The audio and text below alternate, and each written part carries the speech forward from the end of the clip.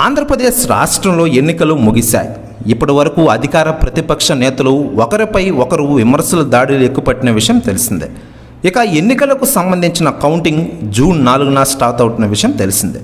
ఆ రోజు సాయంత్రం లోపల ఫలితాలు వస్తాయి. ఇకపోతే ఆంధ్రప్రదేశ్ అసెంబ్లీ ఎన్నికల వేళ హీరో అల్లు అర్జున్ చేసిన ఓ పని తెలుగునాట సంచలనం సృష్టించిన సంగతి అందరికీ తెలిసిందే. మెగా కుటుంబానికి చెందిన పవన్ కళ్యాణ్ పిఠాపురం నుంచి ఎమ్మెల్యేగా పోటీ చేయడంతో పాటు ఆంధ్రప్రదేశ్ రాజకీయాల్లో కీలకంగా ఉన్నారు.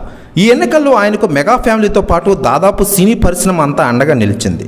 అల్లు అర్జున్ కూడా పవన్కి మద్దతుగా ట్వీట్ చేశారు. ఇంతవరకు బాగానే ఉన్నా ఆ తర్వాత బన్నీ ఊహించని షాక్ ఇచ్చారు. పవన్కి ప్రతినిధి పార్టీ అయిన వైసీపీకి చెందిన ఎమ్మెల్యే అభ్యర్థికి బన్నీ మద్దతు తెలిపారు. నంద్యాల వైసీపీ ఎమ్మెల్యే అభ్యర్థి శిల్పా రవిచంద్ర కిషోర్ రెడ్డిని స్వయంగా వెళ్లి కలిసిన అల్లు అర్జున్ ఆయన విజయం సాధించాలని ఆకాంక్షించారు. ఇది మెగా అభిమానుల ఆగ్రహానికి కారణమైంది. ఎన్నికల వేళ ప్రతినిధి పార్టీ అభ్యర్థి గెలుపుని ఆకాంక్షిస్తూ అక్కడికి వెళ్లడం ఏంటంటూ సోషల్ మీడియాలో వేదికగా ఆగ్రహం వ్యక్తం చేశారు. అయితే బన్నీ దీనిపై క్లారిటీ ఇచ్చి ఫ్యాన్స్ని కూల్ చేసే ప్రయత్నం చేశారు. తాను ఏ పార్టీ తరపున వెళ్ళలేదని, తన స్నేహితుడికి ఇచ్చిన మాట కోసం వెళ్ళాలని చెప్పుకొచ్చారు. పార్టీలకు అతీతంగా తన కుటుంబ సభ్యులు సన్నిహితుల విజయాన్ని ఎప్పుడు కోరుకుంటానని చెప్పుకొచ్చారు.